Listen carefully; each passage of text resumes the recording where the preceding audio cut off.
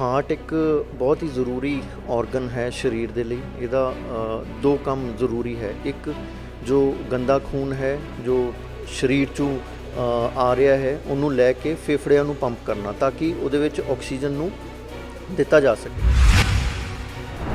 Second ਇਹਦਾ ਹੁੰਦਾ ਹੈ ਉਹ ਜਿਹੜਾ ਆਕਸੀਜਨੇਟਡ ਬਲੱਡ ਹੈ ਜਾਂ ਚੰਗਾ ਖੂਨ ਹੈ ਉਹਨੂੰ ਪੂਰੇ ਸਰੀਰ ਦੇ ਔਰਗਨਸ ਜਿਵੇਂ ਬ੍ਰੇਨ, ਕਿਡਨੀ, ਲੀਵਰ, ਆਪਣੇ ਲਿੰਬਸ ਸਾਰਿਆਂ ਨੂੰ ਪੰਪ ਕਰਨਾ।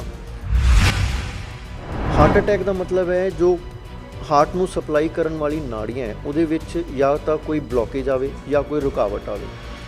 ਅਗਰ ਇੱਦਾਂ ਦੀ ਕੋਈ ਤਕਲੀਫ ਹੁੰਦੀ ਹੈ ਉਹਨੂੰ ਆਪਾਂ ਹਾਰਟ ਅਟੈਕ ਕਹਿੰਦੇ ਹਾਂ। ਜਦੋਂ ਇਹ ਨਾੜੀ ਪੂਰੀ ਤਰ੍ਹਾਂ ਬੰਦ ਹੋ ਜਾਂਦੀ ਹੈ ਉਹਨੂੰ ਅਸੀਂ the most severe farm of heart attack ਜਿਹਨੂੰ ST ਐਲੀਵੇਸ਼ਨ ਮਾਇਓਕਾਰਡੀਅਲ ਇਨਫਾਰਕਸ਼ਨ ਕਹਿੰਦੇ ਆ। ਇਸ ਦਾ ਮਤਲਬ ਹੈ ਵੀ ਉਹ ਜੋ ਜਿਸ ਟੈਰੀਟਰੀ ਨੂੰ ਉਹ ਸਪਲਾਈ ਕਰ ਰਹੀ ਹੈ ਨਾੜੀ ਉਹ ਕੰਪਲੀਟਲੀ 100% ਬੰਦ ਹੋ ਚੁੱਕੀ ਹੈ। Sugar, blood pressure, family history, dyslipidaemia ਹੈ, ਕੋਲੈਸਟਰੋਲ ਦੀ ਪ੍ਰੋਬਲਮ ਹੈ, ਸਮੋਕਿੰਗ ਹੈ, ਇਹਨਾਂ ਨੂੰ ਇਹ ਰਿਸਕ ਥੋੜ੍ਹਾ ਜ਼ਿਆਦਾ ਹੈ। ਸਭ ਤੋਂ ਵੱਧ ਰਿਸਕ ਉਹਨਾਂ ਪੇਸ਼ੈਂਟਸ ਨੂੰ ਹੈਗਾ ਜਿਹੜੇ ਕਿ ਆਲਰੇਡੀ ਹਾਰਟ ਦੀ ਮੈਡੀਸਿਨ ਚੱਲ ਰਹੀ ਹੈ, ਜੋ ਆਲਰੇਡੀ ਹਾਰਟ ਦੇ ਮਰੀਜ਼ ਹੈਗੇ ਨੇ। ਉਹਦਾ ਮਤਲਬ ਹੈ ਪਹਿਲਾਂ ਉਹਨਾਂ ਨੂੰ ਕਿਸੇ ਹਾਰਟ ਸਪੈਸ਼ਲਿਸਟ ਜਾਂ MD ਫਿਜ਼ੀਸ਼ੀਅਨ ਤੋਂ ਦਵਾਈਆਂ ਚੱਲ ਰਹੀਆਂ, ਉਹ ਥੋੜ੍ਹਾ ਜਿਹਾ ਪਰਹੇਜ਼ ਉਹਨਾਂ ਨੂੰ ਜ਼ਿਆਦਾ ਕਰਨ ਦੀ ਜ਼ਰੂਰਤ ਹੈ। ਆਲਦੋ ਆਪਣਾ ਹਾਰਟ ਜੋ ਹੈ ਛਾਤੀ ਦੇ ਵਿੱਚ ਡੂੰਘਾ ਅੰਦਰ ਪਿਆ ਹੁੰਦਾ, ਪਰ ਇਹਦਾ ਜਿਹੜਾ ਦਰਦ ਹੈ ਜ਼ਰੂਰੀ ਨਹੀਂ ਹੈ ਹਮੇਸ਼ਾ ਹੀ ਖੱਬੇ ਪਾਸੇ ਹੋਵੇ। ਇਹ ਸੱਜੇ ਮੋਢੇ 'ਚ ਵੀ ਹੋ ਸਕਦਾ ਹੈ, ਸੱਜੀ ਬਾਂਹ 'ਚ ਵੀ ਹੋ ਸਕਦਾ ਹੈ, ਗਰਦਨ 'ਚ ਵੀ ਹੋ ਸਕਦਾ ਹੈ, ਦੰਦਾਂ ਤੱਕ ਵੀ ਹੋ ਸਕਦਾ ਹੈ। ਹਾਰਟ ਦਾ ਜਦੋਂ ਡੈਮੇਜ ਵੱਧਦਾ ਹੈ ਤੇ ਹਾਰਟ ਦੀ ਪੰਪਿੰਗ 'ਤੇ ਫਰਕ ਪੈਂਦਾ ਹੈ, ਉਹ ਜਾਨਲੇਵਾ ਹੋ ਸਕਦਾ ਹੈ। ਅਤੇ ਜਲਦ ਤੋਂ ਜਲਦ ਆਪਣੇ ਕੋਲ ਡਾਕਟਰ ਸਾਹਿਬ ਨੂੰ ਦਿਖਾਉਣਾ ਹੈ। ਜਿਹੜੇ ਬਜ਼ੁਰਗ ਇਨਸਾਨ ਨੇ ਜਾਂ ਬੱਚੇ ਨੇ ਉਹਨਾਂ ਦੀ ਵੈਕਸੀਨੇਸ਼ਨ ਹੋਣਾ ਬੜਾ ਜ਼ਰੂਰੀ ਹੈ। ਜ਼ਰੂਰੀ ਹੈ ਕਿ ਕੋਵਿਡ ਦੀਆਂ ਸਾਡੀਆਂ ਦੇਖੋ 3 ਡੋਜ਼ਿਸ ਹੈਗੀਆਂ, ਤਿੰਨਾਂ ਦਾ ਜਦੋਂ ਵੀ ਉਹਨਾਂ ਦੀ ਡਿਊ ਡੇਟ ਹੈ ਉਹ ਕਰਵਾਈ ਜਾਵੇ। ਤੁਸੀਂ ਦੇਖ ਰਹੇ ਹੋ ਦੈਨਿਕ ਸਵੇਰਾ TV, ਮੈਂ ਹਾਂ ਸੰਦੀਪ ਸ਼ਰਮਾ। ਜੋ ਸਰਦੀ ਦਾ ਮੌਸਮ ਆਉਂਦਾ ਹੈ ਉਦੋਂ ਹੀ ਹਸਪਤਾਲਾਂ ਦੇ ਵਿੱਚ ਜਿਹੜੇ ਇਸ ਮੌਸਮ ਦੇ ਵਿੱਚ ਜਿਹੜੇ ਬਜ਼ੁਰਗਾਂ ਦਾ ਹਾਰਟ ਅਟੈਕ ਜਿਹੜੇ ਪੇਸ਼ੈਂਟ ਮਰੀਜ਼ ਹੁੰਦੇ ਆ ਉਹ ਵੱਧ ਜਾਂਦੀ ਹੈ, ਉਹਦੀ ਰੇਸ਼ੋ ਆ ਵੱਧ ਜਾਂਦੀ ਹੈ। ਸੋ ਸਰਦੀਆਂ ਦੇ ਵਿੱਚ ਜਿਹੜੇ ਹਾਰਟ ਅਟੈਕ ਜਿਹੜੇ ਮਰੀਜ਼ ਹੈ ਉਹਨਾਂ ਦੀ ਰੇਸ਼ੋ ਜ਼ਿਆਦਾ ਵੱਧ ਜਾਂਦੀ ਹੈ। ਸੋ ਅੱਜ ਹਾਰਟ ਅਟੈਕ ਔਰ ਹਾਰਟ ਫੇਲਰ ਵਿੱਚ ਕੀ ਫ਼ਰਕ ਹੈ ਔਰ ਇਹਦੇ ਕੀ ਲੱਛਣ ਹੁੰਦੇ ਆ ਔਰ ਇਹ ਸਾਨੂੰ ਕੀ ਪਰਹੇਜ਼ ਰੱਖਣਾ ਚਾਹੀਦਾ ਔਰ ਕੀ ਇਹਦੀ ਅੱਗੇੋਂ ਟ੍ਰੀਟਮੈਂਟ ਹੈ, ਇਸ ਬਾਰੇ ਅਸੀਂ ਲੁਧਿਆਣਾ ਦੇ ਕੇ CMC ਡਾਕਟਰ ਜਿਹੜੇ ਹਾਰਟ ਸਪੈਸ਼ਲਿਸਟ ਹੈਗੇ ਤੁਹਾਨੂੰ ਉਹਨਾਂ ਬਾਰੇ ਤੁਹਾਨੂੰ ਸਾਰੀ ਜਾਣਕਾਰੀ ਹਾਸਲ ਕਰਾਂਗੇ ਵੀ ਹਾਰਟ ਅਟੈਕ ਦੇ ਕੀ ਕਾਰਨ ਹੁੰਦੇ, ਕੀ ਲੱਛਣ ਹੁੰਦੇ ਆ ਔਰ ਕੀ ਉਪਾਅ ਆ, ਲੋਕਾਂ ਨੂੰ ਕੀ ਪਰਹੇਜ਼ ਕਰਨਾ। ਕਿਉਂਕਿ ਸਰਦੀਆਂ ਵਿੱਚ ਦੇਖਿਆ ਗਿਆ ਮੋਸਟਲੀ ਜਿਹੜੀ ਲੋਕ ਹੁੰਦੇ ਆ ਉਹ ਸੈਰ ਕਰਨ ਨੂੰ ਬਾਹਰ ਨਹੀਂ ਜਾਂਦੇ, ਕੁਝ ਇਸ ਤਰ੍ਹਾਂ ਦੀਆਂ ਚੀਜ਼ਾਂ ਖਾ ਜਾਂਦੇ ਜਿਨ੍ਹਾਂ ਨਾਲ ਉਹਨਾਂ ਨੂੰ ਹਾਰਟ ਅਟੈਕ ਦੀਆਂ BP ਦੀ ਪ੍ਰੋਬਲਮ ਆ ਜਾਂਦੀ ਹੈ। ਸੋ ਕੀ ਲੱਛਣ ਹੈਗੇ ਆ ਔਰ ਕੀ ਇਹਦੇ ਉਪਾਅ ਆ, ਕੀ ਟ੍ਰੀਟਮੈਂਟ ਹੈ, ਸਾਰੇ ਅਸੀਂ ਡਾਕਟਰ ਸਾਹਿਬ ਕੋਲ ਗੱਲਬਾਤ ਕਰਾਂਗੇ ਔਰ ਜਾਣਕਾਰੀ ਹਾਸਲ ਕਰਾਂਗੇ ਵੀ ਕੀ ਇਹਦਾ ਬੈਨੀਫਿਟ ਹੋ ਸਕਦਾ ਲੋਕਾਂ ਨੂੰ ਜਿਹੜੀ ਕੁਝ ਟ੍ਰੀਟਮੈਂਟ ਦੇ ਵਿੱਚ। ਡਾਕਟਰ ਸਾਹਿਬ ਸਵਾਗਤ ਹੈ ਤੁਹਾਡਾ ਦੈਨਿਕ ਸਵੇਰਾ TV। ਸਤਿ ਸ਼੍ਰੀ ਅਕਾਲ ਜੀ, ਮੇਰਾ ਨਾਮ ਡਾਕਟਰ ਗੁਰਭੇਜ ਹੈ। ਮੈਂ ਇੱਕ ਇੰਟਰਵੈਂਸ਼ਨਲ ਕਾਰਡੀਓਲੋਜਿਸਟ ਹਾਂ, ਐਸੋਸੀਏਟ ਪ੍ਰੋਫੈਸਰ ਹਾਂ ਕ੍ਰਿਸਚਨ ਮੈਡੀਕਲ ਕਾਲਜ ਲੁਧਿਆਣਾ 'ਚ।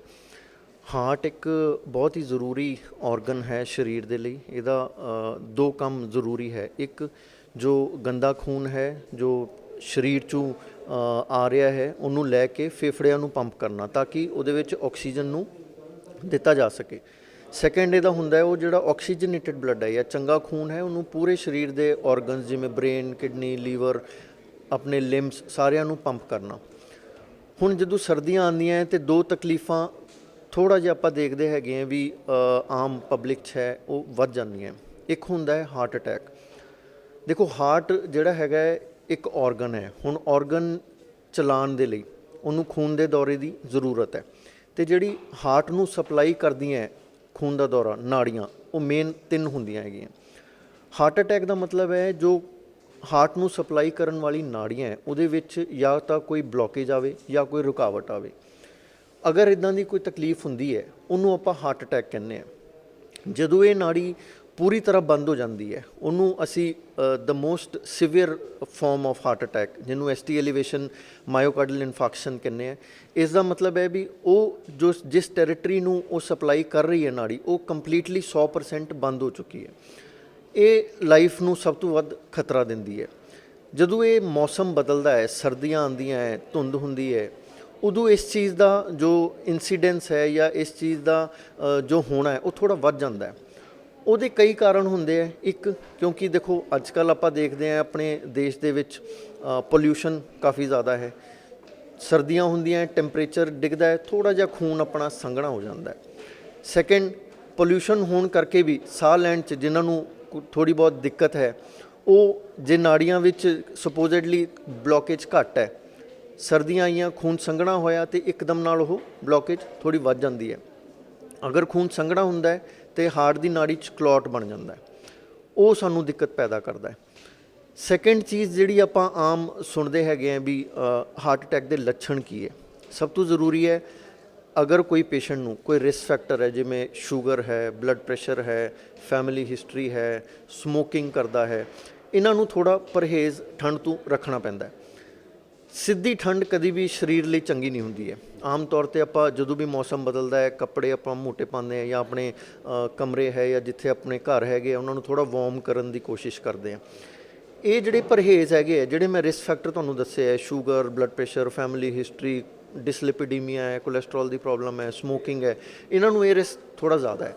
ਸਭ ਤੋਂ ਵੱਧ ਰਿਸਕ ਉਹਨਾਂ ਪੇਸ਼ੈਂਟਸ ਨੂੰ ਹੈਗਾ ਜਿਹੜੇ ਕਿ ਆਲਰੇਡੀ ਹਾਰਟ ਦੀ ਮੈਡੀਸਿਨ ਚੱਲ ਰਹੀ ਹੈ, ਜੋ ਆਲਰੇਡੀ ਹਾਰਟ ਦੇ ਮਰੀਜ਼ ਹੈਗੇ ਨੇ। ਉਹਦਾ ਮਤਲਬ ਹੈ ਪਹਿਲਾਂ ਉਹਨਾਂ ਨੂੰ ਕਿਸੇ ਹਾਰਟ ਸਪੈਸ਼ਲਿਸਟ ਜਾਂ MD ਫਿਜ਼ੀਸ਼ੀਅਨ ਤੋਂ ਦਵਾਈਆਂ ਚੱਲ ਰਹੀਆਂ, ਉਹ ਥੋੜ੍ਹਾ ਜਿਹਾ ਪਰਹੇਜ਼ ਉਹਨਾਂ ਨੂੰ ਜ਼ਿਆਦਾ ਕਰਨ ਦੀ ਜ਼ਰੂਰਤ ਹੈ। ਕਿਉਂਕਿ ਮੈਂ ਤੁਹਾਨੂੰ ਜਿਵੇਂ ਦੱਸਿਆ ਹੈ ਵੀ ਸਰਦੀਆਂ ਆਉਣਗੀਆਂ ਅਤੇ ਖੂਨ ਸੰਘਣਾ ਹੋਏਗਾ, ਹਾਰਟ ਅਟੈਕ ਦੇ ਚਾਂਸਸ ਥੋੜ੍ਹੇ ਵਧਣਗੇ। ਹੁਣ ਇਹਦੇ ਲੱਛਣ ਕੀ ਹੈ? ਜਾਂ ਤਾਂ ਛਾਤੀ 'ਚ ਘੁੱਟਣ ਹੋਏਗੀ, ਦਬਾਅ ਹੋਏਗਾ, ਸਡਨਲੀ ਪਸੀਨਾ ਆਏਗਾ। ਇੰਨੀ ਠੰਡ ਦੇ ਵਿੱਚ ਅਗਰ ਕਿਸੇ ਨੂੰ ਬਹੁਤ ਜ਼ੋਰ ਨਾਲ ਪਸੀਨਾ ਆਉਂਦਾ ਹੈ, ਘਬਰਾਹਟ ਹੁੰਦੀ ਹੈ, ਛਾਤੀ 'ਚ ਦਰਦ ਹੁੰਦਾ ਹੈ, ਇਹ ਇੱਕ ਚਿੰਤਾ ਦਾ ਵਿਸ਼ੇ ਹੈ। ਇੱਕ ਗੱਲ ਸਰ ਡਾਕਟਰ ਸਾਹਿਬ ਇੱਕ ਹੈਗੀ ਗੱਲ, ਆਲਮੋਸਟ ਕੀ ਹੁੰਦਾ ਜਿਹੜੇ ਸਾਡੇ ਲੋਕ ਪੰਜਾਬੀ ਜਿਹੜੇ ਲੋਕ ਉਹ ਕਹਿੰਦੇ ਵੀ ਸਾਡੇ ਹਾਰਟ 'ਚ ਲੈਫਟ ਸਾਈਡ ਸਾਡੀ ਦਰਦ ਹੁੰਦੀ ਤਾਂ ਸਾਨੂੰ ਹਾਰਟ ਅਟੈਕ ਹੈ। ਇਹ ਜਿਹੜੀ ਦਰਦ ਹੁੰਦੀ ਹੈ ਜਿਹੜੀ ਲੈਫਟ ਸਾਈਡ 'ਤੇ ਵੀ ਕਿਤੇ ਹੋਰ ਵੀ ਹੋ ਸਕਦੀ, ਤਾਂ ਵੀ ਲੱਛਣ ਹੋ ਸਕਦੇ ਹੋ? ਨਹੀਂ, ਦੇਖੋ ਇੱਦਾਂ ਹੈਗਾ, ਆਲਦੋ ਆਪਣਾ ਹਾਰਟ ਜੋ ਹੈ ਛਾਤੀ ਦੇ ਵਿੱਚ ਡੂੰਘਾ ਅੰਦਰ ਪਿਆ ਹੁੰਦਾ, ਪਰ ਇਹਦਾ ਜਿਹੜਾ ਦਰਦ ਹੈ ਜ਼ਰੂਰੀ ਨਹੀਂ ਹੈ ਹਮੇਸ਼ਾ ਹੀ ਖੱਬੇ ਪਾਸੇ ਹੋਵੇ। ਇਹ ਸੱਜੇ ਮੋਢੇ 'ਚ ਵੀ ਹੋ ਸਕਦਾ ਹੈ, ਸੱਜੀ ਬਾਂਹ 'ਚ ਵੀ ਹੋ ਸਕਦਾ ਹੈ, ਗਰਦਨ 'ਚ ਵੀ ਹੋ ਸਕਦਾ ਹੈ, ਦੰਦਾਂ ਤੱਕ ਵੀ ਹੋ ਸਕਦਾ ਹੈ। ਕਈ ਸਾਡੇ ਪੇਸ਼ੈਂਟ ਆਉਂਦੇ ਆ, ਉਹ ਕਹਿੰਦੇ ਜੀ ਸਾਡੇ ਕੰਨ ਦੇ ਇੱਥੇ ਥੱਲੇ ਖਿੱਚ ਪੈ ਰਹੀ ਹੈ, ਪਰ ਨਾਲ ਕੋਈ ਹੋਰ ਤਕਲੀਫ ਨਹੀਂ ਹੈ, ਸਾਹ ਲੈਣ ਦੀ ਦਿੱਕਤ ਹੈ, ਘਬਰਾਹਟ ਹੋ ਰਹੀ ਹੈ, ਬਹੁਤ ਜ਼ਿਆਦਾ ਪਸੀਨਾ ਆ ਰਿਹਾ। ਇਹ ਇੱਕ ਇੰਡੀਕੇਟਰ ਹੈ, ਸੌਫਟ ਇੰਡੀਕੇਟਰ ਹੈ। ਦੇਖੋ ਜੋ ਵੀ ਤਕਲੀਫ ਹੈ ਉਹਨੂੰ ਆਪਾਂ ਕਦੀ ਵੀ ਇੱਕ ਚੀਜ਼ ਦੇ ਨਾਲ ਕਨਫਰਮ ਨਹੀਂ ਕਰ ਸਕਦੇ। ਇੱਦਾਂ ਦੀ ਕੋਈ ਲੱਛਣ ਹੋਣ, ਕੋਈ ਤਕਲੀਫ ਹੋਵੇ ਤੇ ਆਪਾਂ ਨੂੰ ਜਿਹੜੇ ਵੀ ਨੀਅਰੈਸਟ ਡਾਕਟਰ ਨੇ, ਚਾਹੇ ਉਹ MBBS ਨੇ, ਚਾਹੇ MD ਨੇ, ਚਾਹੇ DM ਨੇ, ਨੀਅਰੈਸਟ ਜੋ ਵੀ ਡਾਕਟਰ ਅਵੇਲੇਬਲ ਹੈ ਉਹਨਾਂ ਨੂੰ ਇੱਕ ਵਾਰੀ ਦਿਖਾਉਣਾ ਬਹੁਤ ਜ਼ਰੂਰੀ ਹੈ ਤੇ ਜਲਦ ਤੋਂ ਜਲਦ। ਕਿਉਂਕਿ ਜਿਵੇਂ ਮੈਂ ਦੱਸਿਆ ਹੈ ਕਿ ਜਿਹੜਾ ਸਭ ਤੋਂ ਖਤਰੇ ਵਾਲਾ ਹਾਰਟ ਅਟੈਕ ਹੁੰਦਾ ST ਐਲੀਵੇਸ਼ਨ MI, ਉਹ ਜਿਵੇਂ ਜਿਵੇਂ ਹਰ ਮਿੰਟ ਬੀਤਦਾ ਹੈ ਉਹਦੇ ਨਾਲ ਹਾਰਟ ਨੂੰ ਜੋ ਡੈਮੇਜ ਹੈ ਉਹ ਵੱਧਦਾ ਜਾਂਦਾ ਹੈ। ਉਹ ਹਾਰਟ ਦਾ ਜਦੋਂ ਡੈਮੇਜ ਵੱਧਦਾ ਹੈ ਤੇ ਹਾਰਟ ਦੀ ਪੰਪਿੰਗ 'ਤੇ ਫਰਕ ਪੈਂਦਾ ਹੈ, ਉਹ ਜਾਨਲੇਵਾ ਹੋ ਸਕਦਾ ਹੈ। ਅਤੇ ਜਲਦ ਤੋਂ ਜਲਦ ਆਪਣੇ ਕੋਲ ਡਾਕਟਰ ਸਾਹਿਬ ਨੂੰ ਦਿਖਾਉਣਾ ਹੈ, ECG ਕਰਵਾਉਣੀ ਹੈ। ਜੇ ECG ਦੇ ਵਿੱਚ ਕੋਈ ਨੁਕਸ ਆਉਂਦਾ ਹੈ ਤਾਂ ਡਾਕਟਰ ਸਾਹਿਬ ਨੇ ਤੁਹਾਨੂੰ ਆਪਣੇ ਆਪ ਹੀ ਉਸ ਚੀਜ਼ ਦਾ ਜਾਂ ਤਾਂ ਤੁਹਾਨੂੰ ਹੱਲ ਦੱਸਣਗੇ ਜਾਂ ਤੁਹਾਨੂੰ ਕਹਿਣਗੇ ਵੀ ਕਿਸੇ ਹਾਰਟ ਸਪੈਸ਼ਲਿਸਟ ਕੋਲ ਤੁਹਾਨੂੰ ਜਲਦ ਤੋਂ ਜਲਦ ਪਹੁੰਚਣਾ ਚਾਹੀਦਾ ਹੈ। ਇਹ ਇਸ ਕਰਕੇ ਜ਼ਰੂਰੀ ਹੈ, ਜੇ ST ਐਲੀਵੇਸ਼ਨ MI ਹੈ ਜਾਂ ਅਕਿਊਟ ਕੋਰੋਨਰੀ ਸਿੰਡਰੋਮ, ਜਿਹੜੀ ਇੱਕ ਜਰਨਲਾਈਜ਼ ਟਰਮ ਹੈ ਵੱਖ-ਵੱਖ ਤਰ੍ਹਾਂ ਦੇ ਹਾਰਟ ਅਟੈਕ ਲਈ, ਇਹ ਜਿੰਨੀ ਜਲਦੀ ਆਪਾਂ ਇਸ ਵਿੱਚ ਇੰਟਰਵੈਂਸ਼ਨ ਕਰਦੇ ਹਾਂ, ਨਾੜੀ ਨੂੰ ਖੋਲ੍ਹਣ ਦੀ ਕੋਸ਼ਿਸ਼ ਕਰਦੇ ਹਾਂ, ਚਾਹੇ ਉਹ ਦਵਾਈਆਂ ਦੇ ਨਾਲ ਹੈ, ਚਾਹੇ ਉਹ ਖੂਨ ਪਤਲਾ ਕਰਨ ਦੇ ਇੰਜੈਕਸ਼ਨ ਦੇ ਨਾਲ ਹੈ, ਚਾਹੇ ਅਸੀਂ ਇਮੀਡੀਏਟਲੀ ਐਂਜੀਓਗ੍ਰਾਫੀ ਕਰਕੇ ਬਲੋਕੇਜ ਨੂੰ ਲੱਭ ਕੇ ਉਹਨੂੰ ਖੋਲ੍ਹਣ ਦੀ ਕੋਸ਼ਿਸ਼ ਕਰੀਏ, ਇਹ ਜਿੰਨਾ ਟਾਈਮ ਬੀਤਦਾ ਹੈ ਉਨਾ ਹੀ ਨੁਕਸਾਨ ਜ਼ਿਆਦਾ ਹੁੰਦਾ ਹੈ। ਜਿੰਨੀ ਜਲਦੀ ਆਪਾਂ ਕਰਦੇ ਹਾਂ ਉਨੀ ਜਲਦੀ ਹਾਰਟ ਨੂੰ ਬਚਾਇਆ ਜਾ ਸਕਦਾ ਹੈ। ਅਦਰਵਾਈਜ਼ ਕੀ ਹੁੰਦਾ ਹੈ ਕਿ ਡਿਲੇ ਹੁੰਦਾ ਹੈ ਅਤੇ ਹਾਰਟ ਦੀ ਪੰਪਿੰਗ 'ਤੇ ਫਰਕ ਪੈਂਦਾ ਹੈ। ਹਾਰਟ ਜਦੋਂ ਪੰਪਿੰਗ ਘਟਦੀ ਹੈ, ਫਿਰ ਜੋ ਆਪਾਂ ਦੂਸਰੀ ਗੱਲ ਕਰ ਰਹੇ ਸੀ ਹਾਰਟ ਫੇਲੀਅਰ ਇੱਕ ਇੱਦਾਂ ਦੀ ਡਿਜ਼ੀਜ਼ ਹੈ ਕਿ ਹਾਰਟ ਦੀ ਜਾਂ ਤਾਂ ਪੰਪਿੰਗ ਘਟਦੀ ਹੈ ਜਾਂ ਹਾਰਟ ਦਾ ਜੋ ਮਸਲ ਹੈ ਉਹ ਸਖਤ ਹੁੰਦਾ ਹੈ ਕਿ ਖੂਨ ਦਾ ਦੌਰਾ ਵਾਪਸ ਹਾਰਟ 'ਚ ਆ ਨਾ ਸਕੇ। ਦੋਨੇ ਸੂਰਤਾਂ ਦੇ ਵਿੱਚ ਜੋ ਹਾਰਟ ਦੇ ਅੰਦਰੂਲੇ ਪ੍ਰੈਸ਼ਰਸ ਹੈਗੇ ਉਹ ਵੱਧਦੇ ਆ। ਉਹ ਵਧਣ ਕਰਕੇ ਇੱਕ ਤਾਂ ਸਾਡੇ ਜੋ ਫੇਫੜੇ ਹੈਗੇ ਆ ਉਹਨਾਂ ਦੇ ਵਿੱਚ ਥੋੜ੍ਹਾ ਪਾਣੀ ਦਾ ਲੀਕੇਜ ਹੋਣ ਲੱਗ ਪੈਂਦਾ, ਜਿਹਦੇ ਕਰਕੇ ਸਾਹ ਚੜ੍ਹਦਾ ਹੈ। ਸੈਕਿੰਡ ਹੈ, ਜੇ ਹਾਰਟ ਦੀ ਪੰਪਿੰਗ ਘੱਟ ਹੈ ਜਾਂ ਹਾਰਟ ਦੇ ਵਿੱਚ ਬਲੱਡ ਹੀ ਆਉਣਾ ਰੁਕ ਰਿਹਾ ਹੈ, ਉਹਦੇ ਨਾਲ ਕੀ ਹੈ ਸਾਡੇ ਜੋ ਬਾਕੀ ਸਰੀਰ ਦੇ ਅੰਗ ਹੈਗੇ ਆ ਉਹਨਾਂ ਨੂੰ ਵੀ ਜੋ ਬਲੱਡ ਦਾ ਦੌਰਾ ਹੈ ਉਹ ਘੱਟ ਹੋਏਗਾ। ਹੁਣ ਜੇ ਘੱਟ ਹੋਏਗਾ ਤਾਂ ਕੀ ਹੋਏਗਾ? ਸਾਹ ਚੜ੍ਹੇਗਾ, ਕਮਜ਼ੋਰੀ ਲੱਗੇਗੀ, ਪੈਰਾਂ 'ਤੇ ਸੁੱਜਣ ਆਏਗੀ, ਕਿਡਨੀ 'ਤੇ ਇਫੈਕਟ ਹੋਏਗਾ, ਬ੍ਰੇਨ 'ਤੇ ਇਫੈਕਟ ਹੋਏਗਾ। ਜੇ ਆਪਾਂ ਇਸ ਚੀਜ਼ ਨੂੰ ਨਹੀਂ ਤਰੀਕੇ ਨਾਲ ਹੱਲ ਕਰਾਂਗੇ ਕਿਸੇ ਡਾਕਟਰ ਦੀ ਸਲਾਹ ਦੇ ਨਾਲ, ਤੇ ਇਹ ਸਮੱਸਿਆਵਾਂ ਹੌਲੀ ਹੌਲੀ ਵੱਧਦੀਆਂ ਰਹਿੰਦੀਆਂ। ਡਾਕਟਰ ਸਾਹਿਬ, ਪਰਹੇਜ਼ ਦੀ ਗੱਲ ਕੀਤੀ ਹੈ ਵੀ ਇਸ ਸਰਦੀ ਦੇ ਮੌਸਮ ਜ਼ਿਆਦਾਤਰ ਦੇਖਿਆ ਗਿਆ ਜਿਹੜੀ ਪੇਸ਼ੈਂਟ ਜਿਹੜੇ ਹੁੰਦੇ ਆ ਬਜ਼ੁਰਗ ਹੁੰਦੇ ਆ ਸਰਦੀਆਂ ਵਿੱਚ ਜ਼ਿਆਦਾਤਰ ਆਉਂਦੇ ਆ ਰੇਸ਼ੋ ਜਿਹੜੀ ਹੁੰਦੀ ਹੈ ਬਜ਼ੁਰਗ ਜ਼ਿਆਦਾ ਕੀ ਪਰਹੇਜ਼ ਕਰਨੇ ਚਾਹੀਦੇ ਚਾਹੇ ਉਹ ਬਜ਼ੁਰਗ ਹੋਣ ਚਾਹੇ ਉਹ ਲੇਡੀਜ਼ ਹੋਣ ਚਾਹੇ ਉਹ ਛੋਟਾ ਬੱਚਾ ਹੋਵੇ ਛੋਟੇ ਬੱਚੇ ਨੂੰ ਵੀ ਹਾਰਟ ਦੀ ਪ੍ਰੋਬਲਮ ਮੇਜਰ ਅੱਜ ਕੱਲ੍ਹ ਆ ਜਾਂਦੀ ਹੈ ਤਾਂ ਕੀ ਪਰਹੇਜ਼ ਕਰਨੇ ਚਾਹੀਦੇ ਦੇਖੋ ਆ ਪਿਛਲੇ ਕੁਝ ਸਾਲਾਂ 'ਚ 2-3 ਸਾਲ ਆਪਾਂ ਜੇ ਪਿੱਛੇ ਜਾ ਕੇ ਦੇਖੀਏ ਕਰੋਨਾ ਦੀ ਬਿਮਾਰੀ ਨੇ ਸਾਰੀ ਦੁਨੀਆ ਨੂੰ ਕਾਫੀ ਕੁਝ ਸਿਖਾਇਆ। ਸਭ ਤੋਂ ਜ਼ਰੂਰੀ ਹੈਗਾ ਹੈ ਵੀ ਮਾਸਕ। ਜਦੋਂ ਸਰਦੀਆਂ ਆਉਂਦੀਆਂ ਇਹ ਜਿਹੜੀ ਵਾਇਰਲ ਇਨਫੈਕਸ਼ਨਸ ਦੇ ਚਾਂਸਸ ਹੈਗੇ ਆ ਜੋ ਕਿ ਸਾਡੇ ਹਾਰਟ ਨੂੰ ਜਾਂ ਲੰਗਸ ਨੂੰ ਅਫੈਕਟ ਕਰ ਸਕਦੇ ਉਹ ਬੜੀ ਜਲਦੀ ਵੱਧਦੇ ਆ। ਕਿਸੇ ਵੀ ਤਰ੍ਹਾਂ ਦੀ ਇਨਫੈਕਸ਼ਨ ਕਿਸੇ ਵੀ ਤਰ੍ਹਾਂ ਦਾ ਸਟ੍ਰੈਸ ਜਿਹੜਾ ਹਾਰਟ ਦਾ ਇੱਕ ਪੇਸ਼ੈਂਟ ਹੈ ਉਹਦੇ ਲਈ ਠੀਕ ਨਹੀਂ ਹੈ। ਇਨਫੈਕਸ਼ਨ ਹੁੰਦੀ ਹੈ ਤੇ ਹਾਰਟ ਡੀਕੰਪਨਸੇਟ ਹੁੰਦਾ ਹੈ। ਜੇ ਕੋਈ ਹਾਰਟ ਫੇਲੀਅਰ ਦਾ ਪੇਸ਼ੈਂਟ ਹੈ ਉਹ ਡੀਕੰਪਨਸੇਟ ਹੁੰਦਾ ਹੈ, ਉਹਨੂੰ ਅਸੀਂ ਕਹਿ ਦਿੰਦੇ ਹਾਂ ਡੀਕੰਪਨਸੇਟਡ ਹਾਰਟ ਫੇਲੀਅਰ। ਕਿਸੇ ਨੂੰ ਹਾਰਟ ਅਟੈਕ ਆਉਂਦਾ ਹੈ ਉਹ ਵੀ ਇੱਕ ਤਰ੍ਹਾਂ ਦਾ ਡੀਕੰਪਨਸੇਸ਼ਨ ਹੈ ਜੋ ਕਿ ਇੱਕ ਇਨਸਾਨ ਦਵਾਈਆਂ ਨਾਲ ਠੀਕ ਚੱਲ ਰਿਹਾ ਕੋਈ ਇਨਫੈਕਸ਼ਨ ਹੋਈ ਸਟ੍ਰੈਸ ਹੋਇਆ ਉਹਦੇ ਨਾਲ ਉਹ ਡੀਕੰਪਨਸੇਟ ਹੋ ਗਿਆ ਤੇ ਸਮੱਸਿਆ ਵੱਧ ਜਾਂਦੀ ਹੈ। ਮਾਸਕ ਲਗਾ ਕੇ ਰੱਖਣਾ ਜ਼ਰੂਰੀ ਹੈ। ਜਿਹੜੇ ਬਜ਼ੁਰਗ ਇਨਸਾਨ ਨੇ ਜਾਂ ਬੱਚੇ ਨੇ ਉਹਨਾਂ ਦੀ ਵੈਕਸੀਨੇਸ਼ਨ ਹੋਣਾ ਬੜਾ ਜ਼ਰੂਰੀ ਹੈ।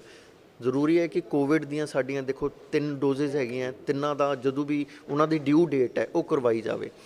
ਜਿਹੜੇ ਬਜ਼ੁਰਗ ਇਨਸਾਨ ਨੇ ਹਾਰਟ ਫੇਲੀਅਰ ਦੇ ਹੁੰਦੇ ਨੇ ਉਹਨਾਂ ਨੂੰ ਅਸੀਂ ਇਨਫਲੂਐਂਜ਼ਾ ਵੈਕਸੀਨੇਸ਼ਨ ਵੀ ਐਡਵਾਈਸ ਕਰਦੇ ਹਾਂ। ਉਹ ਹਰ ਸਾਲ ਜੋ ਇਨਫਲੂਐਂਜ਼ਾ ਦੇ ਸਟ੍ਰੇਨ ਹੈ ਉਹ ਬਦਲਦੇ ਰਹਿੰਦੇ ਆ, ਉਸ ਹਿਸਾਬ ਨਾਲ ਉਹ ਵੈਕਸੀਨ ਆਉਂਦੀ ਹੈ। ਇਨਫਲੂਐਂਜ਼ਾ ਤੁਸੀਂ ਵੈਕਸੀਨ ਗੱਲ ਕੀਤੀ ਉਹ ਹਰ ਸਾਲ 'ਚ ਲਗਾਉਣੇ ਚਾਹੀਦੇ ਬਜ਼ੁਰਗਾਂ ਨੂੰ। ਐਗਜ਼ੈਕਟਲੀ। ਇਹਦੀ ਕੋਈ ਟਾਈਮ ਪੀਰੀਅਡ ਹੁੰਦਾ ਜਾਂ ਵੈਸੇ ਵੀ ਲਗਾ ਸਕਦੇ ਔਰ ਕੀ ਖਰਚਾ ਆਉਂਦਾ ਹੈ? ਇਹ ਦੇਖੋ ਇੰਜੈਕਸ਼ਨ ਕਈ ਕੰਪਨੀਜ਼ ਦੇ ਅਲੱਗ-ਅਲੱਗ ਖਰਚੇ ਦੇ ਵਿੱਚ ਮਿਲ ਜਾਂਦੇ ਨੇ, ਮਾਰਕੀਟ 'ਚ ਅਵੇਲੇਬਲ ਨੇ, ਪਰ ਇਹ ਬਹੁਤ ਜ਼ਿਆਦਾ ਮਹਿੰਗਾ ਨਹੀਂ ਹੈ ਅਤੇ ਅਪਰੋਕਸੀਮੇਟਲੀ ਜੇ ਮੈਂ ਤੁਹਾਨੂੰ ਦੱਸਾਂ ਤਾਂ 1000-1200 ਰੁਪਏ ਦਾ ਇੱਕ ਲੱਗ ਜਾਂਦਾ ਹੈ। ਇਹ ਜਦੋਂ ਵੀ ਨਵਾਂ ਸਾਲ ਸ਼ੁਰੂ ਹੁੰਦਾ ਹੈ ਵਾਇਰਸ ਦੇ ਜਿਹੜੇ ਸਟ੍ਰੇਨਸ ਹੈਗੇ ਆ ਉਹ ਸਟੱਡੀ ਕੀਤੇ ਜਾਂਦੇ ਵੀ ਕਿਹੜੇ ਵਾਇਰਸ ਜ਼ਿਆਦਾ ਅਫੈਕਟ ਕਰ ਰਹੇ ਅਤੇ ਉਸ ਹਿਸਾਬ ਨਾਲ ਇਸ ਵੈਕਸੀਨ ਨੂੰ ਬਣਾਇਆ ਜਾਂਦਾ ਅਤੇ ਉਹ ਅਵੇਲੇਬਲ ਹੁੰਦੀ ਹੈ। ਹਰ ਸਾਲ ਦੇ ਹਿਸਾਬ ਨਾਲ ਆਉਂਦੀ ਹੈ। 4 ਤਰ੍ਹਾਂ ਦੇ ਵਾਇਰਸ ਸਟ੍ਰੇਨ ਜਿਵੇਂ 2022 ਦੀ ਗੱਲ ਕਰੀਏ 4 ਤਰ੍ਹਾਂ ਦੇ ਵਾਇਰਸ ਸਟ੍ਰੇਨਸ ਦੇ ਅਗੇਂਸਟ ਜਿਹੜੀ ਹੈ ਕੁਆਡਰੀਵੈਲੈਂਟ ਵੈਕਸੀਨ ਪਿਛਲੇ ਸਾਲ ਦੀ ਉਹ ਅਵੇਲੇਬਲ ਸੀ। ਕਈ ਕੰਪਨੀਆਂ ਨਾਲ ਆਉਂਦੀ ਹੈ। ਇਹ ਆਪਣੇ ਲਾਗੇ ਜਿਹੜੇ ਵੀ ਡਾਕਟਰ ਸਾਹਿਬ ਹੈਗੇ ਨੇ ਉਹਨਾਂ ਨਾਲ ਸਲਾਹ ਕਰਕੇ ਲਵਾਈ ਜਾ ਸਕਦੀ। ਸਾਰਿਆਂ ਨੂੰ ਨਹੀਂ, ਜਿਹੜੇ ਬਜ਼ੁਰਗ ਨੇ 65 ਸਾਲ ਤੋਂ ਉੱਪਰ ਨੇ ਜਾਂ ਜਿਹੜੇ ਬੱਚੇ ਹੈ ਬੱਚਿਆਂ ਦਾ ਵੈਕਸੀਨੇਸ਼ਨ ਬਿਲਕੁਲ ਅਲੱਗ ਹੈ। ਇਹ ਜਿਹੜੀ ਇਨਫਲੂਐਂਜ਼ਾ ਹੈ ਇਹ ਮੈਂ ਬੜਿਆਂ ਦੀ ਗੱਲ ਕਰ ਰਿਹਾ। ਜਿਹੜੇ ਹਾਰਟ ਫੇਲੀਅਰ ਦੇ ਪੇਸ਼ੈਂਟ ਨੇ ਜਾਂ ਜਿਨ੍ਹਾਂ ਨੂੰ ਪਹਿਲਾਂ ਹਾਰਟ ਅਟੈਕ ਹੋ ਚੁੱਕਿਆ ਹਾਰਟ ਦੀ ਦਵਾਈਆਂ ਚੱਲ ਰਹੀਆਂ ਹੈਗੀਆਂ ਜਾਂ ਜਿਨ੍ਹਾਂ ਦੇ ਫੇਫੜੇ ਵੀਕ ਨੇ ਕੋਈ ਬਹੁਤ ਸਮੋਕਿੰਗ ਕਰਦਾ ਹੈ ਇੱਦਾਂ ਦੇ ਪੇਸ਼ੈਂਟਸ ਹੈਗੇ ਨੇ ਜਾਂ ਇਮਿਊਨੋ ਕੰਪਰੋਮਾਈਜ਼ ਨੇ। ਸਮੋਕਿੰਗ ਦੀ ਡਾਕਟਰ ਸਾਹਿਬ ਗੱਲ ਕੀਤੀ ਹੈ ਪੰਜਾਬ ਦਾ ਕਲਚਰ ਹੈ ਜਿਹੜਾ ਵਿਸਕੀ ਲੋਕ ਬਹੁਤ ਜ਼ਿਆਦਾ ਪੀਂਦੇ ਆ ਨਾਲ ਚਿਕਨ ਵਗੈਰਾ ਨੌਨ ਵੈਜ ਖਾਂਦੇ ਇਹਦਾ ਕੀ ਪਰਹੇਜ਼ ਹੋਣਾ? ਨਮਕ ਜ਼ਿਆਦਾ ਖਾਂਦੇ ਆ ਇਹ ਵੀ ਕੋਈ ਇਫੈਕਟ ਕਰਦੇ ਹਾਰਟ ਨੂੰ? ਬਿਲਕੁਲ ਦੇਖੋ ਕੋਈ ਵੀ ਅਨਹੈਲਦੀ ਲਾਈਫ ਸਟਾਈਲ ਕੋਈ ਵੀ ਉਹ ਸਾਡੇ ਸਰੀਰ ਲਈ ਅੱਛਾ ਨਹੀਂ ਹੈ। ਨਮਕ ਜਿੰਨਾ ਕੁ ਆਪਾਂ ਪੰਜਾਬੀ ਖਾਣੇ 'ਚ ਪਾਉਂਦੇ ਹਾਂ ਉਹ ਐਡਿਕੁਏਟ ਹੁੰਦਾ ਹੈ, ਉਸ ਤੋਂ ਨਾ ਵੱਧ ਨਾ ਘੱਟ। ਆਮ ਤੌਰ 'ਤੇ ਇੱਕ ਧਾਰਨਾ ਹੁੰਦੀ ਹੈ ਵੀ ਜੀ ਬਲੱਡ ਪ੍ਰੈਸ਼ਰ ਜੇ ਵੱਧਦਾ ਹੈ ਤਾਂ ਆਪਾਂ ਨਮਕ ਘਟਾ ਦਈਏ। ਨਮਕ ਨੂੰ ਘਟਾਉਣਾ ਨਹੀਂ ਹੈ, ਜੋ ਨੋਰਮਲ ਮਾਤਰਾ 'ਚ ਆਪਣਾ ਚੱਲ ਰਿਹਾ ਉਨਾ ਕੁ ਚੱਲਣ ਦੇਣਾ ਚਾਹੀਦਾ। ਹਾਰਟ ਫੇਲੀਅਰ ਦੇ ਪੇਸ਼ੈਂਟਸ ਨੂੰ ਵੀ ਅਸੀਂ ਥੋੜ੍ਹਾ ਜਿਹਾ ਜੋ ਨੋਰਮਲ ਹੈ ਉਸ ਤੋਂ ਘੱਟ ਕਰਨ ਦੀ ਕਹਿੰਦੇ ਹੈਗੇ। ਜ਼ਿਆਦਾ ਘੱਟ ਕਰਦੇ ਹਾਂ ਤਾਂ ਸਰੀਰ ਦੇ ਵਿੱਚ ਸੋਡੀਅਮ ਦੀ ਮਾਤਰਾ ਘੱਟ ਜਾਂਦੀ ਹੈ। ਖਾਸ ਕਰ ਕਈ ਜਿਹੜੇ ਹਾਰਟ ਫੇਲੀਅਰ ਦੇ ਪੇਸ਼ੈਂਟਸ ਹੁੰਦੇ ਆ ਉਹਨਾਂ ਨੂੰ ਡਾਇਊਰੇਟਿਕਸ ਜਿਹੜੀਆਂ ਕਿ ਦਵਾਈਆਂ ਬਾਥਰੂਮ ਜ਼ਿਆਦਾ ਬਣਾਉਂਦੀਆਂ ਉਹ ਚੱਲ ਰਹੀਆਂ ਹੁੰਦੀਆਂ। ਉਹਨਾਂ ਦੇ ਕੇਸ ਦੇ ਵਿੱਚ ਜੇ ਨਮਕ ਬਿਲਕੁਲ ਘੱਟ ਕਰਾਂਗੇ ਤਾਂ ਸੋਡੀਅਮ ਕਾਫੀ ਘੱਟ ਜਾਏਗਾ, ਉਹ ਵੀ ਦਿੱਕਤ ਦੇ ਸਕਦਾ। ਇੱਕ ਬੈਲੈਂਸ ਹੋਣਾ ਬੜਾ ਜ਼ਰੂਰੀ ਹੈ। ਸ਼ਰਾਬ ਦੀ ਗੱਲ ਕਰਦੇ ਹਾਂ, ਦੇਖੋ ਇੱਕ ਮਾਤਰਾ ਤੋਂ ਵੱਧ ਕੋਈ ਵੀ ਚੀਜ਼ ਹੋਵੇ access of everything is bad. ਚਲੋ ਆਪਾਂ ਵਾਪਸ ਤੁਹਾਡੀ ਮਾਤਰਾ ਹੀ ਗੱਲ ਕੀਤੀ, ਰੇਸ਼ੋ ਕਿੰਨੀ ਹੋਣੀ ਚਾਹੀਦੀ? ਅਗਰ ਇੱਕ ਬੰਦਾ ਬੜਾ ਐਡਿਕਟ ਹੈਗਾ ਬੰਦਾ ਸ਼ਰਾਬ ਪੀਣ ਦਾ, ਅਗਰ ਉਹਨੇ ਨਹੀਂ ਛੱਡਣੀ ਤਾਂ ਕਿੰਨੀ ਮਿਨੀਮਮ ਉਹਦੀ ਜਿਹੜੀ ਕਪੈਸਿਟੀ ਹੋਣੀ ਚਾਹੀਦੀ, ਕਿੰਨੀ ਕੁ ਉਹਦੀ ਕਪੈਸਿਟੀ ਹੋਣੀ ਚਾਹੀਦੀ? ਦੇਖੋ ਜੇ ਕੋਈ ਬਹੁਤ ਲੰਬੇ ਸਮੇਂ ਤੋਂ ਸ਼ਰਾਬ ਦਾ ਜਾਂ ਕਿਸੇ ਵੀ ਹੋਰ ਨਸ਼ੇ ਦਾ ਇੱਕ ਜਰਨਲਾਈਜ਼ ਜੇ ਆਪਾਂ ਗੱਲ ਕਰੀਏ ਇਮੀਡੀਏਟਲੀ ਕੋਈ ਵੀ ਨਸ਼ਾ ਛੱਡਣਾ ਜਾਂ ਬੰਦ ਕਰਨਾ ਉਹ ਕਈ ਵਾਰੀ ਠੀਕ ਨਹੀਂ ਹੁੰਦਾ। ਇਹ ਡਾਕਟਰ ਦੀ ਸਲਾਹ ਨਾਲ ਹੀ ਕੀਤਾ ਜਾਣਾ ਚਾਹੀਦਾ।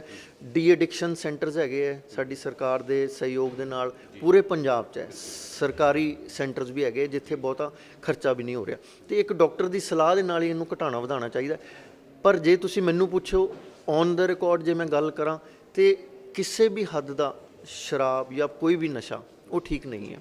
ਜੋ ਬਹੁਤ ਹੀ ਹੈਬਿਚੁਅਲ ਲੈਂਦੇ ਆ, ਜੇ ਆਪਾਂ ਪੁੱਛੀਏ ਸੇਫ ਲਿਮਿਟ, ਹੁਣ ਪ੍ਰੋਬਲਮ ਕੀ ਹੈ ਜੇ ਆਪਾਂ ਪੰਜਾਬ 'ਚ ਸੇਫ ਲਿਮਿਟ ਦੀ ਗੱਲ ਕਰੀਏ, ਸੇਫ ਲਿਮਿਟ 'ਚ ਰਹਿਣ ਵਾਲੇ ਲੋਕ ਬਹੁਤ ਘੱਟ ਹੁੰਦੇ ਆ। ਇਸ ਕਰਕੇ ਅਸੀਂ ਕਦੇ ਐਡਵਾਈਜ਼ ਹੀ ਨਹੀਂ ਕਰਦੇ ਵੀ ਇਹ ਚੀਜ਼ ਨੂੰ ਆਪਾਂ ਨੂੰ ਇਸ ਚੀਜ਼ ਦਾ ਸੇਵਨ ਲੈਣਾ ਚਾਹੀਦਾ, ਕਿਉਂਕਿ ਅਗਰ ਬਹੁਤ ਜ਼ਿਆਦਾ ਕੋਈ ਫਾਇਦਾ ਹੁੰਦਾ ਹੋਵੇ ਤੇ ਓਬਵੀਅਸਲੀ ਅਸੀਂ ਆਪ ਹੀ ਕਹੀਏ, ਬਿਲਕੁਲ ਅਸੀਂ ਕੋਈ ਵੀ ਡਾਕਟਰ ਨਹੀਂ ਕਰਦਾ, ਪਰ ਜਿਹੜੇ ਬਹੁਤ ਰੈਗੂਲਰਲੀ ਬਿਲਕੁਲ ਹੀ ਕਹਿ ਲਓ ਐਡਿਕਸ਼ਨ ਦੇ ਤੌਰ ਤੇ ਜਿਨ੍ਹਾਂ ਦਾ ਚੱਲ ਰਿਹਾ, ਉਹਨਾਂ ਨੂੰ ਆਪਣੇ ਕੋਲ ਜਿਹੜੇ ਵੀ ਡਾਕਟਰ ਸਾਹਿਬ ਹੈਗੇ ਆ ਜਾਂ ਨਸ਼ਾ ਛੁਡਾਊ ਕੇਂਦਰ ਹੈ, ਉਹਨਾਂ ਦੀ ਸਲਾਹ ਦੇ ਨਾਲ ਹੀ ਘਟਾਉਣਾ ਚਾਹੀਦਾ। ਸਰ ਇੱਕ ਗੱਲ ਹੋ ਰਿਹਾ, ਬਿਲਕੁਲ ਹਾਰਟ ਵਾਸਤੇ ਲੋਕਾਂ ਨੂੰ ਬੜਾ ਜਾਗਰੂਕ ਹੋਣਾ ਵੀ ਜ਼ਰੂਰੀ ਹੈ, ਸੀਰੀਅਸ ਹੋਣ ਲੈਣਾ ਵੀ ਇਸ ਨੂੰ ਜ਼ਰੂਰੀ ਹੈ। ਇਸ ਤੋਂ ਇਲਾਵਾ ਜਿਹੜੇ ਅਗਰ ਇਨ ਕੇਸ ਸ਼ਹਿਰਾਂ 'ਚ ਜਦੋਂ ਲੋਕ ਮੰਨਦੇ ਨੇ ਹੌਸਪੀਟਲ ਨੇੜੇ ਨਜ਼ਦੀਕ ਹੁੰਦੇ, ਕਿਸੇ ਵੇਲੇ ਪਿੰਡਾਂ ਦੀ ਆਪਾਂ ਗੱਲ ਕਰਦੇ ਹਾਂ, ਜਿਹੜੇ ਇਲਾਕੇ ਹੁੰਦੇ ਆ ਦਿਹਾਤੀ ਇਲਾਕੇ ਹੁੰਦੇ, ਇਨ ਕੇਸ ਕਿਸੇ ਵੀ ਘਰ ਦੇ ਮੇਰੀ ਆਪਣੇ ਮੈਂਬਰ ਨੂੰ ਇੱਦਾਂ ਦੀ ਹਾਰਟ ਦੀ ਪ੍ਰੋਬਲਮ ਆਉਂਦੀ ਹੈ ਤੇ ਉਸ ਟਾਈਮ ਇਮੀਡੀਏਟਲੀ ਫਸਟ ਏਡ ਕੀ ਹੋਣੀ ਚਾਹੀਦੀ, ਕੋਈ ਦਵਾਈ ਜਾਂ ਮੈਡੀਸਨ ਇੱਦਾਂ ਦੀ ਕੋਈ? ਦੇਖੋ, ਅਗਰ ਇੱਦਾਂ ਦੀ ਕੋਈ ਵੀ ਤਕਲੀਫ ਹੁੰਦੀ ਹੈ, ਜਿਵੇਂ ਕਿ ਸਾਹ ਬਹੁਤ ਵਿਗੜ ਗਿਆ ਹੈ, ਛਾਤੀ 'ਚ ਦਰਦ ਹੋ ਰਿਹਾ ਹੈ, ਮੈਂ ਸੁਜੈਸਟ ਕਰਾਂਗਾ ਕਿ ਦੇਖੋ ਆਪਾਂ ਪਿੰਡਾਂ 'ਚ ਚਲੇ ਜਾਈਏ, ਸ਼ਹਿਰਾਂ 'ਚ ਚਲੇ ਜਾਈਏ। ਪਿੰਡਾਂ 'ਚ ਜੇ ਹੈਗੇ ਆ ਤੇ ਕੋਈ ਨਾ ਕੋਈ ਆਪਣੇ ਕੋਲ ਪ੍ਰਾਇਮਰੀ ਹੈਲਥ ਸੈਂਟਰ ਜਾਂ ਕਮਿਊਨਿਟੀ ਹੈਲਥ ਸੈਂਟਰ ਹੁੰਦਾ ਹੀ ਹੈ, ਜਿੱਥੇ ਕਿ ECG ਦੀ ਸੁਵਿਧਾ, ਇੱਕ ਡਾਕਟਰ ਜਾਂ ਸਟਾਫ ਅਵੇਲੇਬਲ ਹੈ। ਆਪਣੇ ਆਪ ਮੈਂ ਨਹੀਂ ਸੁਜੈਸਟ ਕਰਾਂਗਾ ਕਿ ਆਪਣੇ ਘਰ ਦੇ ਵਿੱਚ ਆਪਣੇ ਆਪ ਹੀ ਕੋਈ ਦਵਾਈ ਲਿੱਤੀ ਜਾਵੇ। ਜਿੰਨਾ ਜਲਦੀ ਹੋ ਸਕੇ ਕਿਸੇ ਡਾਕਟਰ ਦੇ ਕੋਲ ਪਹੁੰਚਣਾ ਹੈ। ਜੇ ਲੋੜ ਹੈ ਡਾਕਟਰ ਸਾਹਿਬ ECG ਕਰਾਉਣਗੇ, ਜੇ ਉਸ 'ਚ ਕੋਈ ਤਕਲੀਫ ਲੱਗੇਗੀ ਉਸ ਹਿਸਾਬ ਨਾਲ ਉਹ ਹੱਲ ਕਰਨਗੇ ਜਾਂ ਅੱਗੇ ਰੈਫਰ ਕਰਨਗੇ। ਜੇ ਆਪਾਂ ਜਨਰਲੀ ਕਹਿ ਦਈਏ ਵੀ ਆਹ ਦਵਾਈ ਲੈਣ ਨਾਲ ਹਾਰਟ ਤੋਂ ਆਪਾਂ ਅਟੈਕ ਤੋਂ ਬਚ ਜਾਵਾਂਗੇ ਜਾਂ ਉਹ ਆਮ ਜਨਤਾ ਨੂੰ ਆਪਾਂ ਇੱਦਾਂ ਨਹੀਂ ਕਹਿ ਸਕਦੇ। ਮੰਨਦੇ ਤੁਸੀਂ ਵੀ ਡਾਕਟਰ ਸਾਹਿਬ ਜਿਹੜੇ ਲੋਕ ਘਰਾਂ 'ਚ ਕੀ ਲਗਾਉਣੇ ਅਫੀਮ ਰੱਖੀ ਹੁੰਦੀ ਹੈ, ਜਿਹਦਾ ਤੁਸੀਂ ਆਪਾਂ ਥਿਕ ਬਲੱਡ ਦੀ ਗੱਲ ਕੀਤੀ ਸੀ ਵੀ ਖੂਨ ਗਾੜਾ ਹੋ ਜਾਂਦਾ, ਆਮ ਲੋਕਾਂ ਨੂੰ ਪਤਾ ਵੀ ਗਾੜਾ ਹੁੰਦਾ, ਪਰ ਇਹਨੂੰ ਹਲਕੀ ਜਿਹੀ ਅਫੀਮ ਦੇ ਦੀ ਬਚ ਗਈ ਜਾਂ ਪੈਰਾਲਿਸਿਸ ਅਟੈਕ ਵਾਲੇ ਲੋਕ ਦਿੰਦੇ, ਕਿਸੇ ਹਾਰਟ ਪੇਸ਼ੈਂਟ ਨੂੰ ਵੀ ਹਲਕੀ ਜਿਹੀ ਜਿਹੜਾ ਪਿੰਡਾਂ 'ਚ ਲੋਕ ਅਫੀਮ ਦੇ ਦਿੰਦੇ ਆ, ਅੱਜ ਕੱਲ੍ਹ ਸ਼ਹਿਰਾਂ 'ਚ ਵੀ ਦਿੰਦੇ ਆ, ਅਤੇ ਕੀ ਇਹ ਕਿੱਥੇ ਤੱਕ ਮੁਨਾਸਿਬ ਹੈ, ਕਿੱਥੇ ਤੱਕ ਘਾਤਕ ਵੀ ਹੈ ਜਾਂ ਕਿ ਸੇਫ ਹੈ? ਦੱਸੋ। ਦੇਖੋ, ਮੈਂ ਪਹਿਲਾਂ ਵੀ ਇਹੀ ਇੱਕ ਗੱਲ ਕਹੀ ਸੀ ਵੀ ਜੇ ਅਫੀਮ ਵਾਕਈ ਇੰਨੀ ਇਫੈਕਟਿਵ ਹੋਵੇ ਤੇ ਅਸੀਂ ਆਪ ਹੀ ਰਿਕਮੈਂਡ ਕਰੀਏ, ਪਰ ਤੁਸੀਂ ਦੇਖੋ, ਤੁਸੀਂ ਪੰਜਾਬ ਕੀ ਦੁਨੀਆ 'ਚ ਕਿਸੇ ਵੀ ਕੋਨੇ 'ਚ ਚਲੇ ਜਾਓ, ਕਦੀ ਵੀ ਇਹ ਪ੍ਰਿਸਕ੍ਰਿਪਸ਼ਨ ਦੇ ਵਿੱਚ ਤੁਹਾਨੂੰ ਅਫੀਮ ਦਾ ਨਾਮ ਨਹੀਂ ਆਏਗਾ।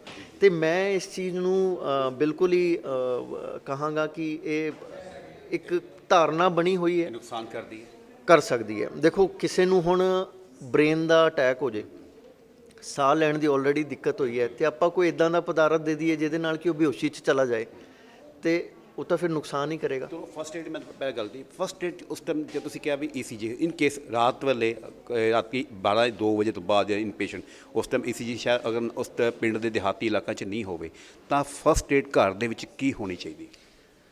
ਦੇਖੋ, ਅੱਜ ਦਾ ਦੌਰ ਜੋ ਹੈ ਬੜਾ ਕਹਿ ਲਓ ਸੋਸ਼ਲ ਮੀਡੀਆ ਜਾਂ ਕਮਿਊਨੀਕੇਸ਼ਨ ਦੇ ਵਿੱਚ ਬਹੁਤ ਐਡਵਾਂਸ ਦੌਰ ਹੈ।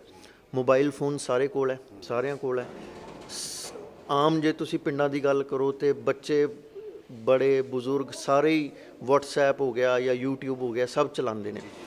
ਇੱਦਾਂ ਦੀ ਸਿਚੁਏਸ਼ਨ 'ਚ ਜੇ ਕਦੀ ਮਤਲਬ ਪੈਰੀਫਰਲ ਏਰੀਆ 'ਚ ਆਵੇ, ਵੈਸੇ ਤਾਂ ਕਿਤੇ ਨਾ ਕਿਤੇ ਕੋਈ ਨਾ ਕੋਈ ਰਜਿਸਟਰਡ ਮੈਡੀਕਲ ਪ੍ਰੈਕਟੀਸ਼ਨਰ ਜਾਂ ਕੋਈ ਨਰਸਿੰਗ ਸਟਾਫ ਜਾਂ ਕੋਈ ਪ੍ਰਾਇਮਰੀ ਹੈਲਥ ਸੈਂਟਰ 'ਚ ਡਾਕਟਰ ਅਵੇਲੇਬਲ ਹੈ।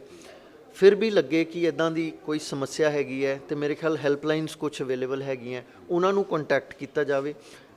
ਕਿਉਂਕਿ ਜੇ ਮੈਂ ਇੱਕ ਆਮ ਜਰਨਲਾਈਜ਼ ਸਟੇਟਮੈਂਟ ਦੇ ਦਾਂ ਕਿ ਆਪਾਂ ਘਰ 'ਚ ਬੈਠੇ ਕੋਈ ਇਲਾਜ ਕਰ ਲਈਏ, ਤੇ ਮੈਨੂੰ ਲੱਗਦਾ ਹੈ ਕਿ ਇਹ ਠੀਕ ਨਹੀਂ ਹੈ। ਆਪਾਂ ਨੂੰ ਕਿਸੇ ਨਾ ਕਿਸੇ ਮੈਡੀਕਲ ਜਾਂ ਪੈਰਾਮੈਡੀਕਲ ਹੈਲਥ ਸਰਵਿਸ ਸੈਂਟਰ ਜਾਂ ਹੈਲਥ ਕੇਅਰ ਵਰਕਰ ਦੇ ਕੋਲ ਜਾਣਾ ਹੀ ਪੈਣਾ। ਆਸ਼ਾ ਵਰਕਰਸ, ਦੇਖੋ ਆਸ਼ਾ ਵਰਕਰਸ ਹੈਗੇ ਆ, ਉਹ ਪਿੰਡਾਂ 'ਚ ਦੂਰ ਦੂਰ ਤੱਕ ਕਿਤੇ ਵੀ ਹੈ, ਸਭ ਨੂੰ ਪਤਾ ਹੁੰਦਾ ਹੈ। ਪੰਜਾਬ ਸਰਕਾਰ ਦਾ ਬੜਾ ਉਪਰਾਲਾ, ਬਿਲਕੁਲ। ਤੇ ਇਹ ਬੜਾ ਜ਼ਰੂਰੀ ਹੈ ਕਿ ਆਪਣੇ ਆਪ ਘਰ 'ਚ ਬੈਠੇ ਆਪਾਂ ਕੋਈ ਦਵਾਈ ਨਾ ਕਰੀਏ, ਇਹ ਨੁਕਸਾਨ ਕਰ ਸਕਦੀ, ਨੁਕਸਾਨ ਕਰ ਸਕਦੀ। ਕਿਉਂਕਿ ਤਕਲੀਫ ਕੋਈ ਹੋਰ ਹੋਵੇ, ਆਪਾਂ ਘਰ ਬੈਠੇ ਕੁਛ ਹੋਰ ਦੇ ਦਈਏ ਤੇ ਉਹ ਮੁਸ਼ਕਿਲ ਕਰ ਸਕਦੀ ਹੈ। ਸੋ ਇਹ ਸਨ ਡਾਕਟਰ ਗੁਰਬੇਜ ਸਿੰਘ ਜਿਹੜੇ ਕਾਰਡੀਅਲ ਸਪੈਸ਼ਲਿਸਟ ਹੈਗੇ ਆ। ਇਹ ਮੈਂ ਤੁਹਾਨੂੰ ਦਿਖਾ ਰਿਹਾ, ਇਹ ਹਾਰਟ ਹੈ, ਇਨਸਾਨੀ ਹਾਰਟ ਹੈ। ਇੱਕ ਹਾਰਟ ਨਹੀਂ ਹੈ, ਇੱਕ ਉਹ ਪੰਪ ਹੈ, ਯਾਨੀ ਕਿ ਮਸ਼ੀਨ ਦਾ ਇੱਕ ਇੰਜਨ ਨੂੰ ਕਹਿੰਦੇ ਆ। ਸਾਡੇ ਸਰੀਰ ਦਾ ਉਹ ਇੰਜਨ ਹੈ ਜਿਹੜਾ ਹਰ ਲੰਗਸ ਨੂੰ, ਸਾਡੇ ਸਰੀਰ ਦੇ ਹਰ ਲੰਗਸ ਨੂੰ ਪੰਪਿੰਗ ਕਰਦਾ, ਯਾਨੀ ਕਿ ਉਹਨੂੰ ਤੁਸੀਂ ਕਹਿ ਸਕਦੇ ਪੰਜਾਬੀ ਦੇ ਵਿੱਚ ਉਹਨੂੰ ਪੈਟਰੋਲ, ਡੀਜ਼ਲ, ਪਾਣੀ ਸਭ ਕੁਛ ਇਹ ਮਸ਼ੀਨ ਹੈ ਛੋਟੀ ਜੀ, ਜਿਹੜਾ ਉਹਨੂੰ ਪੰਪਿੰਗ ਕਰਦੀ ਹੈ ਔਰ ਹਰ ਸਾਡੇ ਜਿਹੜੇ ਸਰੀਰ ਦੇ ਆਰਗਨਸ ਹੈਗੇ ਆ ਉਹਨਾਂ ਨੂੰ ਸਪਲਾਈ ਕਰਦਾ ਹੈ, ਉਹਨਾਂ ਨੂੰ ਆਕਸੀਜਨ ਦਿੰਦਾ ਆ, ਬਲੱਡ ਸਪਲਾਈ ਕਰਦਾ। ਤੇ ਇਹ ਉਹ ਚੀਜ਼ ਅਗਰ ਇਸ ਉੱਤੇ ਤੁਸੀਂ ਆਪਣੇ ਔਖੇ ਵੱਲੇ ਜਾਂ ਤੁਹਾਨੂੰ ਲੱਗ ਰਿਹਾ ਕੋਈ ਸ਼ੱਕ ਲੱਗ ਰਿਹਾ ਵੀ ਹਾਰਟ ਅਟੈਕ, ਕਿਸੇ ਵੀ ਡਾਕਟਰੀ ਸਲਾਹ ਮੁਤਾਬਕ ਕੋਈ ਵੀ ਇੱਦਾਂ ਦੀ ਚੀਜ਼, ਇੱਦਾਂ ਦੀ ਦਵਾਈ ਨਾ ਦਿਓ ਤਾਂ ਕਿ ਆਹ ਜਿਹੜਾ ਪੰਪ ਹੈ ਮਸ਼ੀਨ ਦਾ, ਆਪਣੇ ਸਰੀਰ ਦਾ ਜਿਹੜਾ ਇੰਜਨ ਹੈਗਾ ਦਿਸ ਵਨ, ਇਹਨੂੰ ਕੋਈ ਇੱਦਾਂ ਦਾ ਨੁਕਸਾਨ ਹੋ ਜੇ ਤਾਂ ਕਿ ਤੁਹਾਡੀ ਮਸ਼ੀਨ ਤੁਹਾਡਾ ਟੋਟਲੀ ਤੁਹਾਡੀ ਜਿਹੜੀ ਗੱਡੀ ਹੈ ਸਰੀਰ ਦੀ ਉਹ ਬੰਦ ਨਾ ਹੋ ਜੇ। ਸੋ ਡਾਕਟਰਾਂ ਦੀ ਸਲਾਹ ਮੰਨੀ, ਅਗਰ ਤੁਹਾਨੂੰ ਤੁਹਾਡੇ ਹਾਰਟ 'ਚ ਸੈਂਟਰ 'ਚ ਜਿਹੜੀ ਹਾਰਟ ਜਿਹੜੇ ਲੱਛਣ ਦੱਸੇ ਆ, ਹਾਰਟ ਦੇ ਸੈਂਟਰ 'ਚ ਵੀ ਆ, ਲੈਫਟ 'ਚ ਵੀ ਆ, ਈਵਨ ਤੱਕ ਕਿ ਤੁਹਾਡੇ ਸ਼ੋਲਡਰ ਦੇ ਵਿੱਚ ਵੀ ਤੁਹਾਡੀ ਪੇਨ ਹੋ ਸਕਦੀ ਆ, ਦੰਦਾਂ ਤੱਕ ਵੀ, ਜਿਹੜੇ ਨਵੀਂ ਦੱਸਿਆ ਵੀ ਦੰਦਾਂ ਤੱਕ ਤੁਹਾਡੇ ਵੀ ਪੇਨ ਹੋ ਸਕਦੀ ਹੈ, ਕੰਨਾਂ ਦੇ ਨੀਚੇ ਦੱਸਿਆ ਉਹਨਾਂ ਨੇ, ਅਗਰ ਉਹ ਵੀ ਤੁਹਾਨੂੰ ਲੱਛਣ ਹੈ ਤਾਂ ਇਟ ਮੀਨਸ ਤੁਹਾਨੂੰ ਹਾਰਟ ਦੀ ਤੁਹਾਨੂੰ ਪ੍ਰੋਬਲਮ ਹੋ ਸਕਦੀ ਜਾਂ ਆ ਸਕਦੀ ਹੈ। ਸੋ ਦੈਨਿਕ ਸਵੇਰਾ ਟੀਵੀ ਦਾ ਨਾਮ ਅੱਜ ਅਸੀਂ ਹਾਰਟ ਜਿਹੜੇ ਅੱਜ ਸਰਦੀ ਦੀ ਖਾਸ ਗੱਲ ਕੀਤੀ ਹੈ। ਡਾਕਟਰ ਸਾਹਿਬ ਦੱਸਿਆ ਜਦ ਬੱਚਿਆਂ ਨੂੰ ਵੀ ਇਹ ਅੱਜ ਕੱਲ੍ਹ ਜਿਹੜਾ ਜੋ ਲਾਈਫ ਸਟਾਈਲ ਹੋ ਗਿਆ, ਬੱਚਿਆਂ ਨੂੰ ਵੀ ਹਾਰਟ ਦੀ ਪ੍ਰੋਬਲਮ ਸ਼ੁਰੂ ਛੋਟੀ ਉਮਰ 'ਚ ਵੀ ਆ ਜਾਂਦੀ ਹੈ। ਸੋ ਬਜ਼ੁਰਗਾਂ ਦਾ ਖਾਸ ਖਿਆਲ ਰੱਖਣ ਦੀ ਹੈ। ਬਾਹਰ ਜਾਣ ਵਾਸਤੇ ਸਰਦੀਆਂ ਦੇ ਮੌਸਮ ਵਿੱਚ ਟੋਟਲੀ ਮਨਾਹੀ ਕੀਤੀ ਕਿ ਵੀ ਅਗਰ ਜ਼ਰੂਰਤ ਪਵੇ ਤਾਂ ਹੀ ਬਾਹਰ ਨਿਕਲ, ਸਰਦੀਆਂ ਦੇ ਮੌਸਮ ਅਗਰ ਜਾਣਾ ਤਾਂ ਆਪਣੇ ਆਪ ਨੂੰ ਪੂਰੇ ਗਰਮ ਕੱਪੜਿਆਂ ਨਾਲ ਢੱਕ ਕੇ ਜਾਣ, ਇਵਨ ਤੱਕ ਆਪਣਾ ਮਾਸਕ ਯੂਜ਼ ਕਰਨ ਬਜ਼ੁਰਗ ਬੰਦੇ। ਅਗਰ ਤੁਹਾਨੂੰ ਲੱਗ ਰਿਹਾ ਵੀ ਤੁਹਾਨੂੰ ਹਾਰਟ ਦੀ ਪ੍ਰੋਬਲਮ ਹੈ, ਇਮੀਡੀਏਟਲੀ, ਚਾਹੇ ਤੁਸੀਂ ਪਿੰਡਾਂ 'ਚ ਬੈਠੇ ਹੋ ਚਾਹੇ ਕਿਸੇ ਬਾਹਰ ਇਲਾਕੇ 'ਚ ਬੈਠੇ, ਇਮੀਡੀਏਟਲੀ ਆਪਣੇ ਕਿਸੇ ਕੰਸਰਨ ਡਾਕਟਰ ਦਾ ਤੁਸੀਂ ਬਿਲਕੁਲ ਸਲਾਹ ਮਸ਼ਵਰਾ ਕਰੋ। ਆਪਣੇ ਘਰ 'ਚ ਕੋਈ ਵੀ ਇਸ ਤਰ੍ਹਾਂ ਦੀ ਚੀਜ਼ ਜਾਂ ਦਵਾਈ ਹੋਵੇ ਜਾਂ ਕੋਈ ਇਸ ਤਰ੍ਹਾਂ ਦੀ ਚੀਜ਼ ਬਿਲਕੁਲ ਨਹੀਂ ਉਸ ਮਰੀਜ਼ ਨੂੰ ਦੇਣੀ ਤਾਂ ਕਿ ਉਹ ਤੁਹਾਡੀ ਦਿੱਤੀ ਦਵਾਈ ਉਸ ਪੇਸ਼ੈਂਟ ਨੂੰ ਕਿਤੇ ਨਾ ਕਿਤੇ ਹਾਨੀਕਾਰਕ ਘਾਤਕ ਸਿੱਧ ਕਰ ਸਕਦੀ ਹੈ। ਸੋ ਹਾਰਟ ਵੇਲੇ ਜਿਹੜੀ ਹੈ ਤੁਹਾਨੂੰ ਡਾਕਟਰ ਸਾਹਿਬ ਤੁਹਾਨੂੰ ਦੱਸਿਆ ਵੀ ਜਿਹੜੀਆਂ ਇਮੀਡੀਏਟਲੀ ਤੁਸੀਂ ਆਪਣੇ ਨਜ਼ਦੀਕੀ ਹੌਸਪੀਟਲ ਜਾਓ ਔਰ ਆਪਣੀ ECG ਚੈੱਕ ਕਰਾਓ। ਅਤੇ ਹਾਰਟ ਤੋਂ ਬਚਣ ਵਾਸਤੇ ਇੱਕੋ ਹੀ ਉਪਾਅ ਹੈ, ਆਪਣੇ ਜਿਹੜੀ ਲਾਈਫ ਸਟਾਈਲ ਨੂੰ ਥੋੜ੍ਹਾ ਚੇਂਜ ਕਰੋ, ਸੈਰ ਕਰੋ ਔਰ ਕੋਸ਼ਿਸ਼ ਕਰੋ ਵੀ ਤੁਸੀਂ ਸਮੋਕਿੰਗ ਔਰ ਵਿਸਕੀ ਤੋਂ ਪਰਹੇਜ਼ ਕਰੋ। ਸੋ ਦੈਨਿਕ ਸਵੇਰਾ ਟੀਵੀ ਦਾ ਤੁਹਾਨੂੰ ਸਮੇਂ-ਸਮੇਂ 'ਤੇ ਇੱਦਾਂ ਦੀ ਤੁਹਾਨੂੰ ਅਸੀਂ ਜਿਹੜੀਆਂ ਸਮਾਜਿਕ ਰੀਤੀਆਂ ਹੈਗੀ ਤੁਹਾਨੂੰ ਅਸੀਂ ਰੂਬਰੂ ਕਰਾਉਂਦੇ ਰਹਾਂਗੇ। ਕੈਮਰਾਮੈਨ ਸਨੀ ਮਨੋਤਨ ਦਾ ਸੰਦੀਪ ਸ਼ਰਮਾ, ਦੈਨਿਕ ਸਵੇਰਾ ਟੀਵੀ ਲੁਧਿਆਣਾ।